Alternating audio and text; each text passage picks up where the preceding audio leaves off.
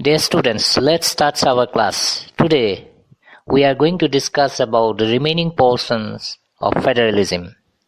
But before we're going to start, we have to remember some of the important discussions from the previous portions. The sharing of power among the central, state, regional and local government is known as federalism. In the federal form of government, there is a clear-cut division of powers between the central authority and various constituent units of the country. Then we discuss the key features of federalism. There are two or more levels of government. Different tiers of government govern the same citizen, but each tier has its own jurisdiction in specific matters of legislation, taxation, and administration.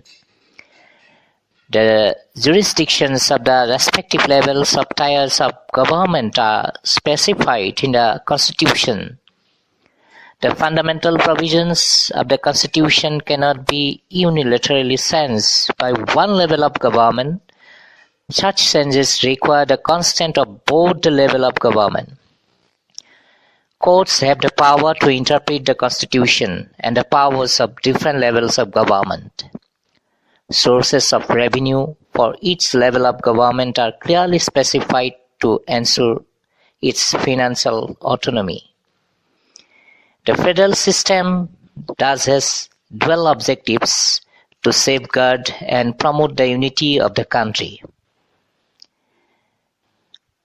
Then Constitution clearly provided a threefold distribution of legislative powers between the union government and the state government. Thus, it contains three lists, that is union list, state list and a concurrent list. Dear students, we are going to discuss about more features of federalism in India. Special powers to some states. Some states enjoy a special status. Jammu and Kashmir has its own constitution. Many provisions of the Indian Constitution are not applicable to the state without the approval of the State Assembly. Indians who are not permanent residents of the state cannot buy land or house here. There are some units of the Indian Union which enjoy very little power.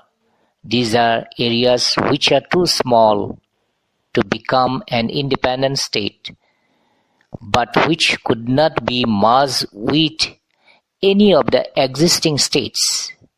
These areas, like Chandigarh or Lakshadweep or the capital city of Delhi, are called Union territories. These territories do not have the powers of a state. The central government has special powers in running these areas. Then center-state relations. This sharing of power between the union government and the state government is basic to the structure of the Constitution. It is not easy to make changes to this power-sharing arrangement. The Parliament cannot on its own change this arrangement. Any change to it has to be first passed by both the Houses of Parliament with at least two-thirds majority. Then it has to be ratified by the legislators of at least half of the total states. Role of judiciary.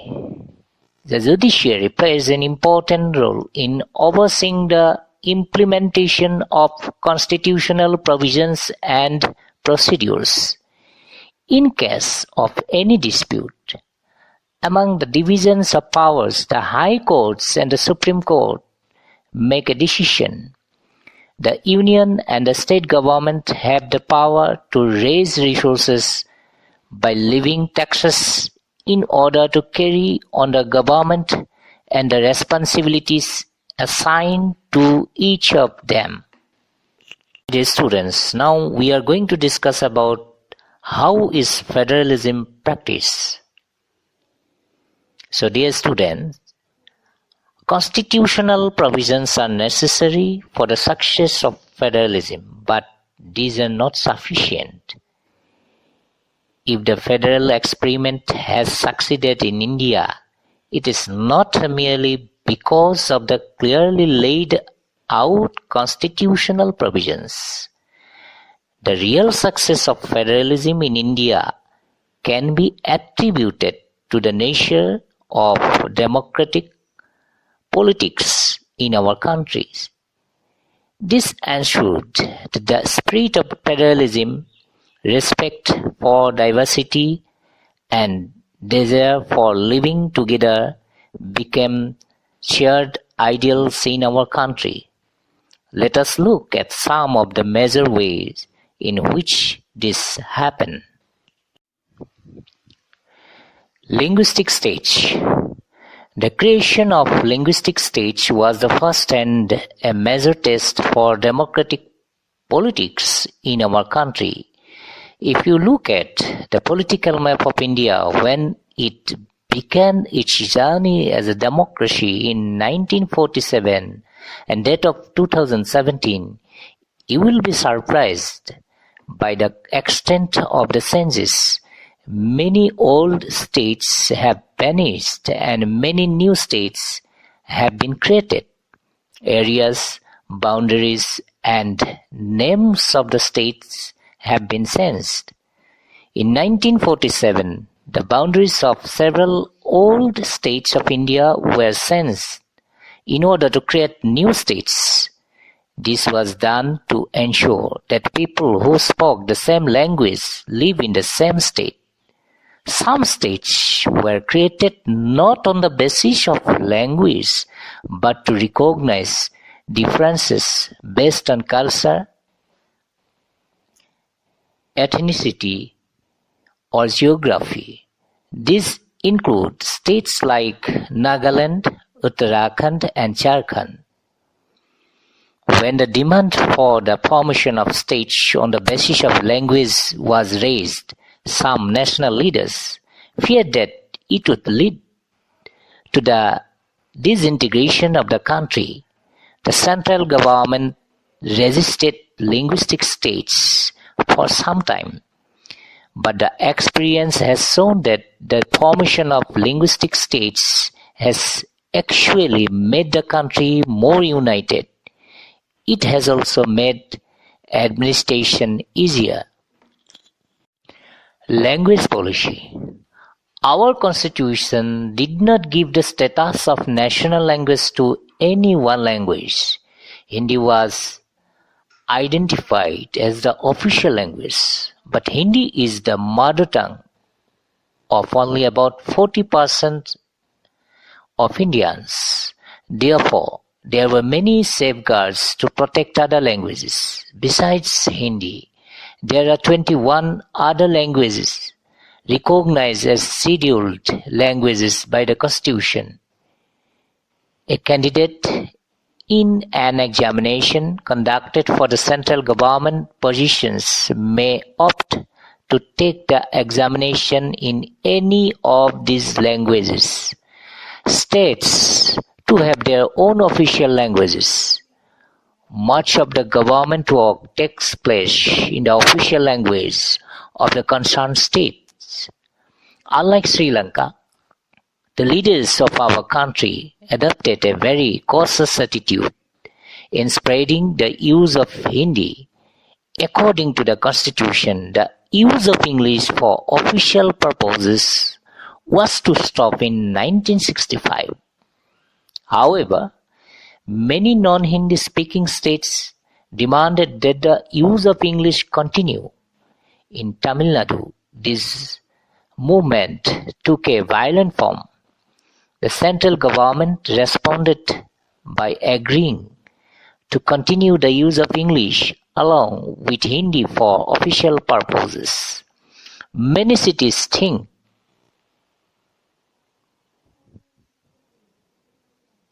Many critics think that this solution favored the English-speaking elite. Promotion of Hindi continues to be the official policy of the Government of India. Promotion does not mean that the central government can impose Hindi on stage where people speak a different language. Center-state relations. For a long time, the same party ruled both at the center and in most of the states. This meant that the state government did not exercise their rights as autonomous federal units. As and when the ruling party at the state level was different, the parties that ruled at the center tried to undermine the power of the states. In those days, the central government would often misuse the constitution to dismiss the state governments that were controlled by rival parties. This undermined the spirit of federalism. All this changed significantly after 1990. This period saw the rise of regional parties in many states of the country.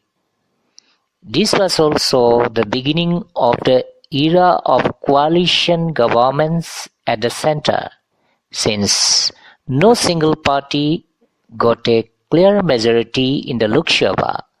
The major national parties had to enter into an alliance with many parties, including several regional parties, to form a government at the center. This trend was supported by a major judgment of the Supreme Court that made it difficult for the central government to dismiss state governments in an arbitrary manner. Thus, federal power sharing is more effective today than it was in the early years after the Constitution came into force. Dear students, we have to remember now some of the important points that we have already discussed. How is federalism practiced? The real success of federalism in India is attributed to its nature of democratic politics. Next, linguistic states, language policy, and the center-state relations. Thank you, students. Have a nice day.